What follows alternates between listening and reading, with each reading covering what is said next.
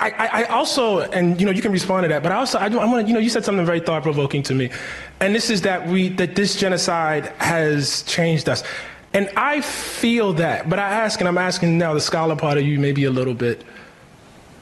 This is obviously not the first genocide that we've seen. This is not even the first genocide within living memory.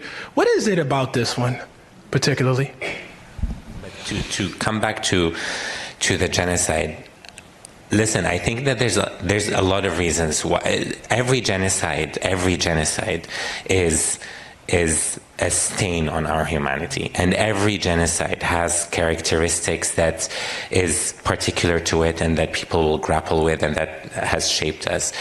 I think this genocide has particular characteristics that make it an extreme in several ways. One is that it was live streamed. We were able to see it in our immediacy. You couldn't deflect your gaze from it.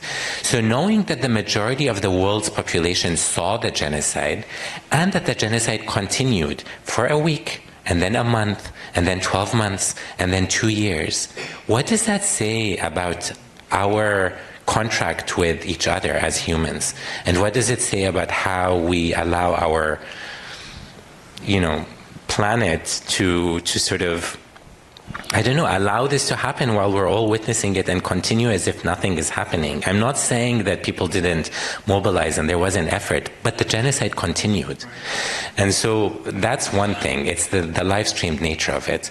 The second thing, and listen, I'm not a naive person, but even I was shocked by the level of gaslighting that happened, the determination to pretend as if what we are all witnessing, we're not witnessing, the complicity and the consent that's being manufactured at the level of, again, words, at the level of the media. Those were words that were permitting a genocide and making space for it. And politicians and policymakers living in this dual reality where what we're witnessing is actually just either not as bad, or there's a reason, or there's excuses, or the dog and pony show that we saw last week with the ceasefire, where suddenly we have Trump standing next to Netanyahu. They're talking about ceasefire. This is a war criminal who just live streamed 2 years of a genocide, and we're talking about reconstruction while the genocide is still going. It's, the ceasefire, so-called ceasefire.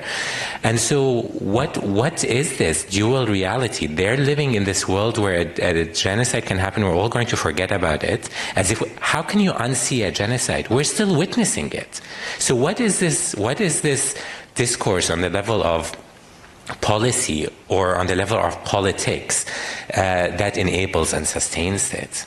And I think that the last thing for me, I would say, why this is different is because I think this genocide goes to the heart of Western empire. Yeah. It goes to the heart of the West's inability to deal with its own colonial mindset, with its own racism, with its ongoing commitment and addiction to empire and colonization.